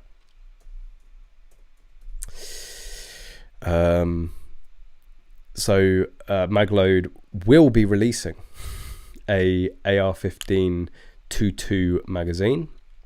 Let me bring that up quickly. Magazine. But on the page there was a slight tweak that I added I think a week or two ago. So this may be the bigger or the better update overall for you guys. So this is the product page, it's the magazine. Yes, they still are on pre-order. Pre-orders expected to be shipped in November. That is what we're currently aiming for, and at this moment looks very likely that we will be doing. So they will be here before Christmas. You can call Connor's Santa baby if you want, but yeah, that is where we're at the moment. Of course, might be a few more days until we hit the production. They've then got to do the production run. We could be looking maybe a week or two for that. They've then got to get to us. Then we have to assemble them. We have to do the final post processing. But seriously, we will, as soon as they start coming off, we will start sending them off. They will be sent out in order. Unfortunately, Daniel, as you know, you are at the back of the queue, so you may be looking at that second batch, but we'll do that as quickly as possible for you. But yeah, that's the process. So from the moment of production, and trust me, we will announce when production has started. We'll announce when the first units arrive with us, and we will announce when the first units of pre-orders start to ship. Once the pre-orders are all shipped, we will then open for general order. This will not come off pre-order until all of the pre-orders have been fulfilled, and I think that's the fairest way. There has to be a benefit for you guys waiting so long for these magazines, but that's where we're at with them. Again, I can only apologize it has taken so long. Who knew manufacturing products would be so difficult? Seriously, I have designed, prototyped and put into production bespoke, cutting edge radio devices quicker than what these mags have taken. This is the pitfalls of manufacturing. Some things you can just straight away do, others just issue after issue after issue. And I think I've said it before, the real main delay is that we test a mag, give some changes to the injection molders, and then they were taking a week or two to implement those changes, send them to us. There were a number of mistakes made. It very much felt like 2 steps forward, one step back. It was like, okay, they fixed that, but now they've just introduced this. There was one day where I genuinely thought Connors was going to throw himself off the top of the stairs. I have lost count of the times that I've heard him say to them, do not make any changes to the design without my explicit approval or request. And then I think this was just before Welsh, the one just before it, or maybe like a week or two before, where we're like, right, we're going to take these into competition, and they had added these just bulges, and we're like, I didn't tell you to do this. I was like, oh, I thought they would be useful. No, I'll give you a useful bulge in a minute. That sounds wrong. Luckily they managed to turn that undo what they did. do the changes that were actually asked for, and then sent them down to us right in time for the Welsh. So it was those ones that Connor's ended up running for the competition. So yeah, it's like, I know it's you guys that have paid your hard-earned money to us for these, but we are just as stressed and probably more stressed, but as frustrated as you guys. It is. Don't ever make products. Don't do it, and don't ever pre-order. Don't ever do a pre-order. We're never doing a pre-order again. It's just not happening. I can't do it. I can't live with it. I can't go through this again. Yeah, it's you live and learn, I guess. What I will say, I'm not going to make any promises. I'm not going to maybe make a bigger deal than it is. Don't get your hopes up or have any expectations. Doesn't mean we are all getting sweets. 100%. Like, everybody that orders from Magload, you get sweets. You know that's just part and parcel. We do want to add something extra for everybody that's pre-ordered. We have a few ideas of what we want to do for that. Nothing concrete at the moment, but 100% there will be something bonus, something extra. It's going to be along the lines of something that money necessarily can't buy, and it will be very limited and only for those that have pre-ordered it. Something just as an additional little thank you, and maybe memento for the journey that we've all been on together.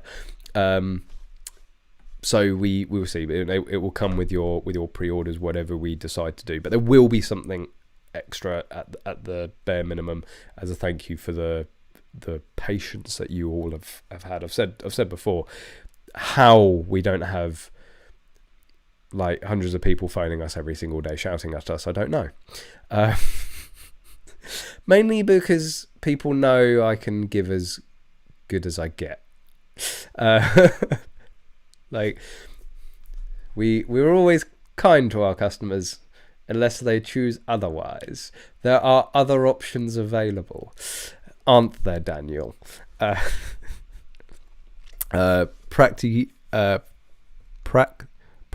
Shooter 1301. I wonder what gun you use. Good choice. I know it's off topic. I've bought a 1522. What optic would you recommend, low cost and decent, for mini rifle?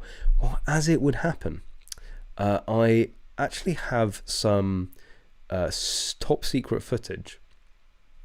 Very apt you should bring this up. Some top secret footage at a certain range, which I will not disclose where. All I can say is that there's a very famous racetrack right by it, and it's where the British Grand Prix is held, close by. But we've got some behind the scenes footage of some product testing at this range. It's all very secret, and it seems very innovative, and some really quite interesting ideas that they're working on there. So this could be where mini rifle is heading. So prepare yourself, guys. You're about to see some really cutting edge stuff.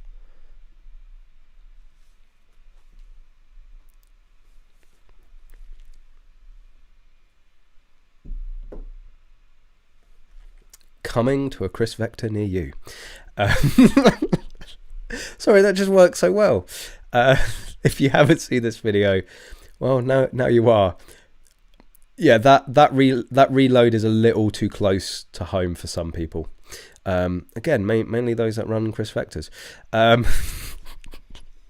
There is a slight difference. I am waiting for them to release the version where you're able to have 3 or 4 red dots at different heights on the pillar. For different distances, for different stances and stuff like that. Although, one serious note of this video, this guy is quite obviously an IPSC shooter. Not just because he's using IPSC targets, but look at that trigger finger, right? It's beautifully off. So yeah, of course. Oh yeah, and shotgun as well. Of course, at this range, usually they don't shoot shotgun, but I guess they got special permission for this quite innovative product development. 12.5 Skoda Fabias in distance. That should be in the range brief from now on. In all the stage diagrams, everything should be measured in Skoda Fabias. So of course, that's really not the sort of setup that you should be going for. But I wanted to show you on today's stream, and your question, Practice Shooter 1301, just led beautifully to that. What optic would you recommend? Low cost and decent for mini rifle. Not Hawk, that's for sure. Probably your best bet overall is going to be Vortex. It depends on your definition of low cost, because everybody's definition of that is very different. Let's have a quick look at what is available. It also, like, first of all, you have to make a decision, and this is a decision you have to make now. It's not like we're just out there on a whim. This is genuinely a decision that people are making. Do you go for a magnified setup? Do you go for the, let's say, conventional rifle setup of an LPVO, low powered variable optic, so 1:6, 1:8, 1:10 with a 45-degree red dot? Or do you just go for a red dot setup? Personally, with the setup that I run, as I'm sure you guys have seen, I just run the single non-magnified dot. I honestly think for mini rifle, that is the best setup. Within the top 10, top 5 now, there are people with that setup. Paul won with that setup at Yevley. It's, this whole thing of it's not suited for mini rifle, I think has been debunked.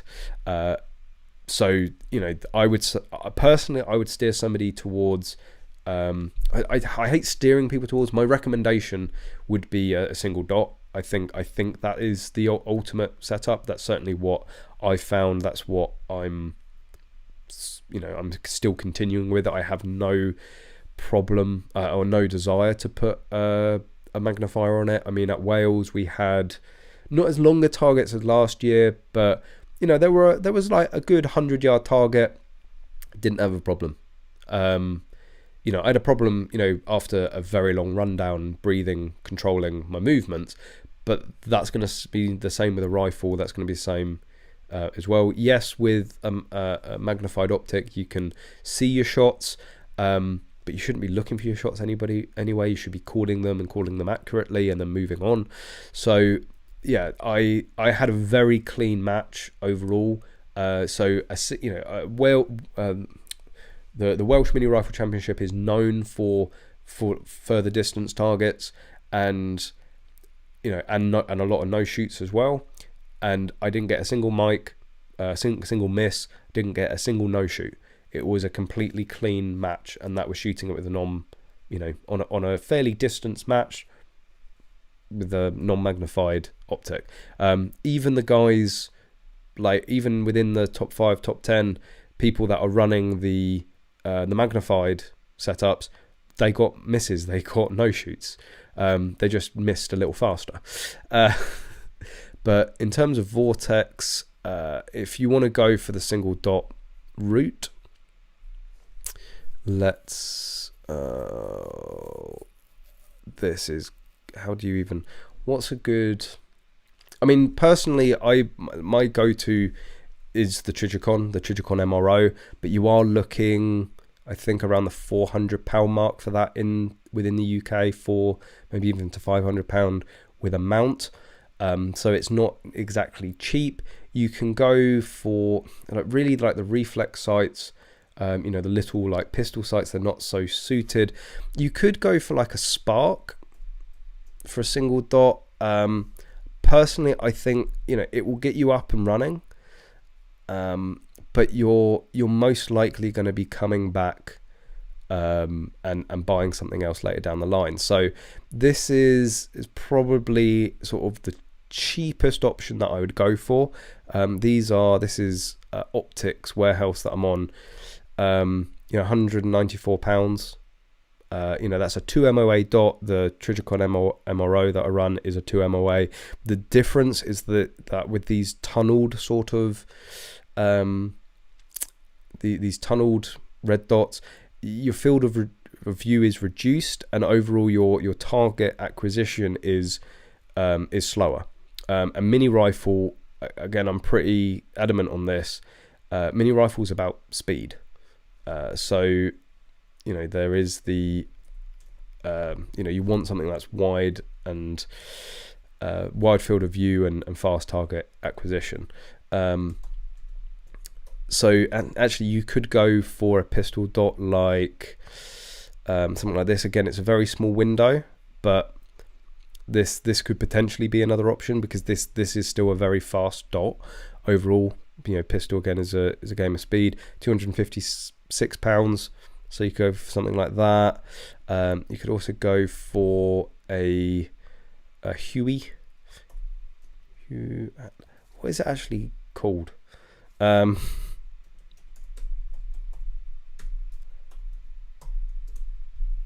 Vortex red dot. Let's see if it comes up. Well, actually, if I just I'll bring up the whole page. Wouldn't go for a strike fire. Yeah, the Razor.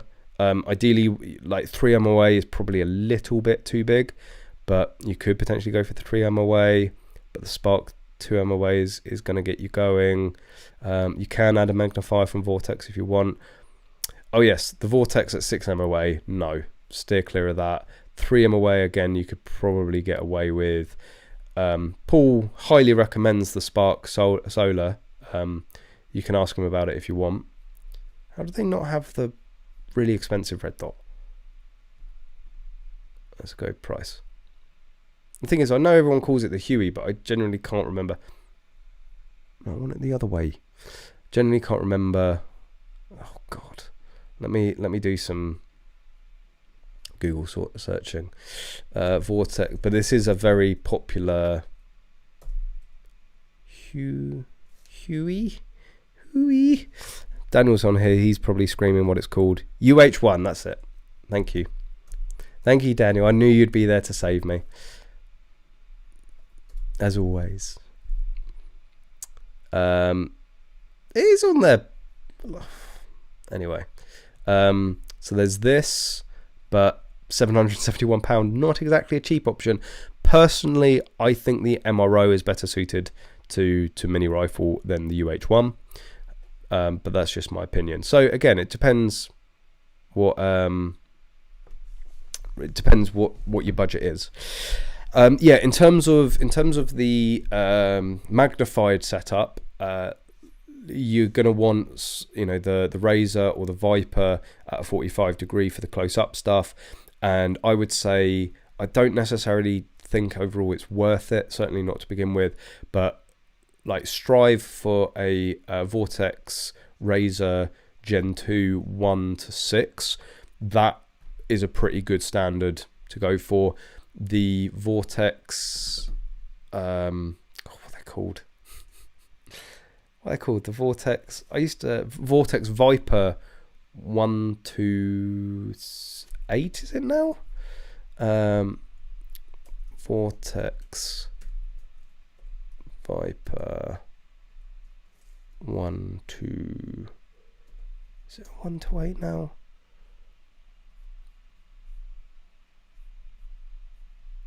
Nope. Maybe it's still 1:6. But it's the Gen 2 Viper PST. That's I'll just put Vortex Viper PST. Was it the PTS? I always get confused. That's my dyslexia coming out. Don't blame me. I'm disabled. This again, it's not necessarily a small amount of money, but this is probably the cheapest I would want to go in terms of a 1:6 or, you know, an LP VO. That is a very good scope overall. There's reviews of that on the channel. There is also the Strike Vortex. Here we go. this would also be a very good option. And as you can see, it's 1:8 by 24, yeah, and again an LPVO, £487 for that, if you want to go for the like magnified. Anyway, that's my thought on optics for mini rifle. Personally, like, I'm a big believer of you buy cheap, you buy twice. It ends up costing you more in the long run, even if what you buy holds up. If you buy something that's cheap, you will reach a point where you go, actually it's hindering my performance, so you might as well go out there. You don't necessarily go out there and buy the most expensive, but certainly go for something a bit mid tier, and you are going to be looking really, that sort of £400 to £600 mark for, I think, a pretty standard, pretty good setup for mini rifle.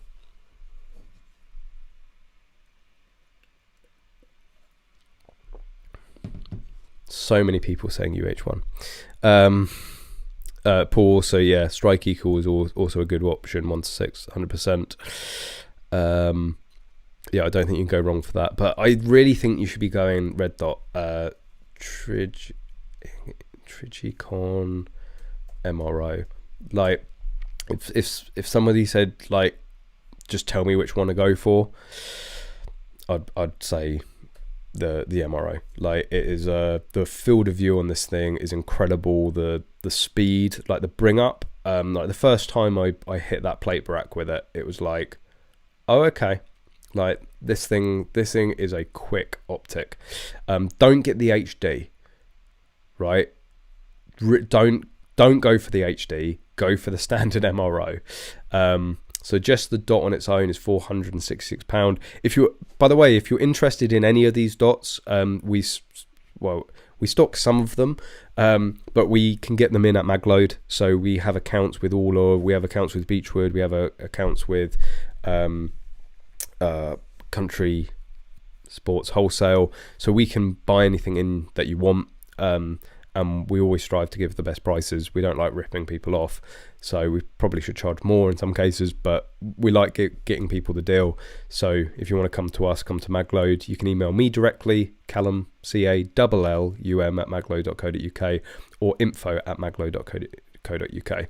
But yeah, it's quality does cost, and that is without the mount. There are a number of mounting options. As I've talked about loads of times, we go for the low mount because it reduces your height over bore, or height over bore, which reduces the deviation through distance, which again just removes the issue is with practical sports, it really is a mental game, and as soon as you have other things to think about, your performance will be effective. I don't want to be thinking about how many clicks I should be adjusting my scope and this, that, and the other. Like, Paul and I went out to the range. We were both using the same gun for the Welsh Mini Rifle Championship, and like basically we went there. We shot a target at 25 yards, a target at 50 yards, and a target at 100 yards. We saw that. I've actually got the picture. Right, so this is all we sort of had to have in our head, right? And I had this on my phone, so I didn't adjust the scope at all throughout the day. So this is a full-size IPSC target, and excuse my chicken scratch, but like that gave us the guide all day, so. Like looking at that, like instantly you can go, right, I'm shooting high, I'm shooting, I think it's about 4, was it that much? I think it was like 3 or 4 inches high at 50 yards, shooting like 5 inches low at 100 yards. 25 is pretty much bang on, maybe a half an inch high. And then and I know this from previous bad experiences, at close range, obviously you need to shoot slightly higher. You've got, the bullet is coming up. So, and I think we zero at, I think it's like 18 or 20, 21 yards. So basically anything closer, you're going to be shooting low. So like that's the only sort of thinking that you had to do. You know, for the long range targets, shoot a little bit higher, and you do everything relative to the shoulders. So, you know, at around the, you know, say 15 to 30 yard, you put it on the shoulders. The sort of 30 to say 70 yards, you put it in the middle of the target. And for the 100, you know, for the like the 60, 70 yard plus, you put it at the top of the target. Like that is the only thinking that we had to do. And through practice, you get better and quicker at doing that thinking throughout the match. Yeah, people that have all of their like specific drops and they're using the reticle and all that, too slow. Like if you're looking for different marks in your reticle, you're going too slow. No way you need to put on the target. No way you need to put the dot on the target. Put it on the target and pull the trigger. Now this is only this whole thing about shooting at the top, middle, this, that, and you know, top, shoulder, and middle. It's all sort of superfluous if there's no shoot, right? The main reason that we have it set up like this is that on I think a full size, a mini, and I think even in a micro, you would still be on the target as long as you put the dot on the center of the target. You would still be on the target at any distance. So you've got that good backup that, again, you can just put the target there, bang straight on the target, and you'll get the hits. Of course, when you have tighter no shoots, you need to be a little bit more precise with it. And of course, when you start striving for the wins, you don't want to be getting the Charlies and Deltas. You want to be in the alpha zone. So, you know, it's these, you know, marginal gains overall, but knowing exactly where it's shooting allows you to pick up more points, which helps you to overall get the win.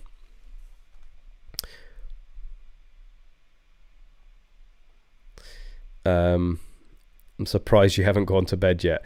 Holly is out, that's why he's up, and the whip hasn't been cracked yet.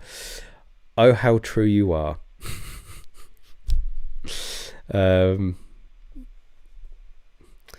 He's not a morning person, but I'm really not a morning person. No, I really am not. I'm just this whole thing about being a morning person, and they're never like, why?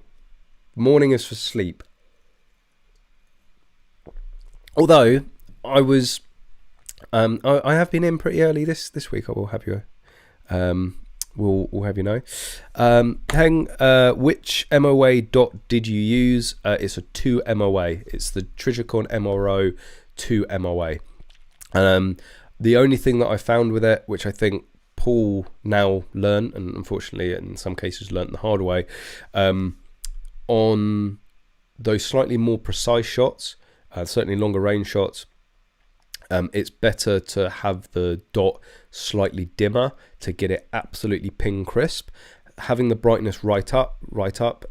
Yes, it's a bigger, sort of faster dot to acquire for the close-up targets, but for those longer distance, more precise targets, you do lose some definition in the dot, you know, and that can make a serious difference. And even at like I think it was the 15 or 25 yard targets, you know, there can be quite a difference, you know, sitting at full brightness, that full dot, sitting that on say top of a no shoot or top of the target, or having a smaller dot on it. That can make the difference between a miss, which I think unfortunately Paul found out. But you know, ultimately the gun was, you know, I've set it up, and he's using a setup that, you know, I've used a hell of a lot more, and I know a lot more, and I like the simplicity of it.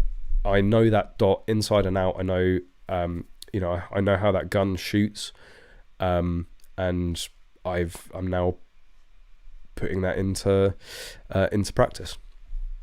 Talking about a lot about whales and shooting and competitions and fun. This sounds like a hell of a lot of fun. So for those of you that don't know, Prohoot Firearms, where the Welsh Shotgun and Mini Rifle Championship is held, is holding the Prohoot Extreme Shoot. We are looking at hosting a Prohoot Extreme Shoot over the weekend of the 1st of April 2023. 5 extreme stages where you will get wet, cold, exhausted, to name a few. You will need a high level of fitness and will be using shotgun, mini rifle and full bore, all three on at least one stages. Proud to have the official sponsors of Viking and Leopold Optics. Starting a list, so you can jump on to there. There is now actually a Google document to go and sign up.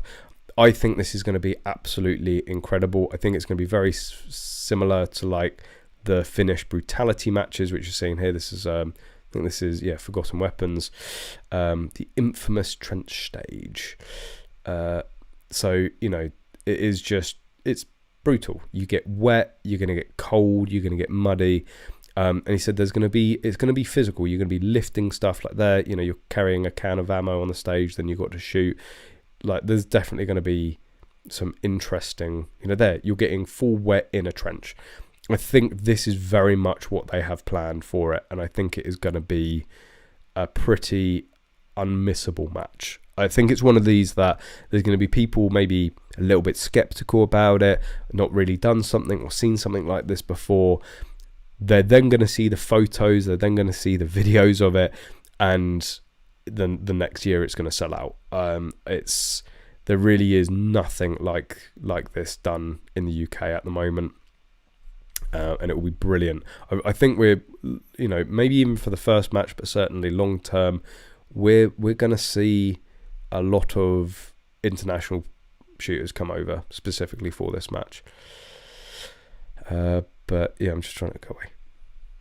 Just trying to see if there's any more crazy